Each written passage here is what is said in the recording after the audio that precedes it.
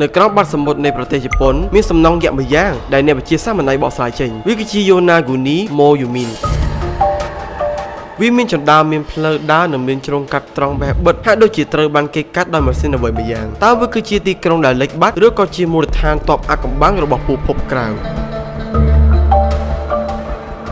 អាថ៌កំបាំងទី1វិស្វកម្មដែលធម្មជាតិធ្វើមិនបានអ្នកវិទ្យាសាស្ត្រខ្លះនិយាយថាវាគឺជាបាតុភូតធម្មជាតិតើបើអ្នកមើលឲ្យច្បាស់ជ្រុងនីមួយៗគឺមានកម្រិត90ដឺក្រេ Celsius ធម្មជាតិមិនអាចបង្កើតចន្ទាដែលស្មើនិងរាបស្មើបែបនេះឡើយវាត្រូវបានគេរកឃើញដំបូងនៅឆ្នាំ1986ដោយអ្នកមួយទឹកម្នាក់តំបន់នេះគេហៅថាត្រីកោណៀកដែលល្បីខាង UFO ហោះចូលទៅក្នុងទឹកបាត់សមុទ្រអ្នកជំនាញអាថ៌កំបាំងជឿថាផ្ទាំងថ្មយក្សនេះគឺជាចំណោទយានអវកាសកាលពី10000ឆ្នាំមុននៅពេលដែលទឹកសមុទ្របន្តឡើងខ្ពស់តែវាគឺជាសំណង់ដែលមនុស្សមិនសល់ទុកឬក៏ជាបច្ចេកវិទ្យាពិភពក្រៅពួកអេលៀនប្រើប្រាស់កន្លែងនេះដើម្បីលាក់ខ្លួនពីមនុស្សជាតិមែនទេអ្នកណាក៏មិនទាន់ដឹងចុះសម្រាប់បងប្អូនវិញគិតយ៉ាងម៉េចដែរចាំជួយ comment ប្រាប់ខ្ញុំផងជាចុងក្រោយខ្ញុំសូមអរគុណពុកម៉ែបងប្អូនសម្រាប់ការទស្សនាវីដេអូមួយនេះកុំភ្លេចជួយ like ជួយ subscribe ជាមួយសញ្ញាកណ្ដឹងដើម្បីតាមដានព័ត៌មានពិភពលោកជាមួយនឹងខ្ញុំសូមអរគុណ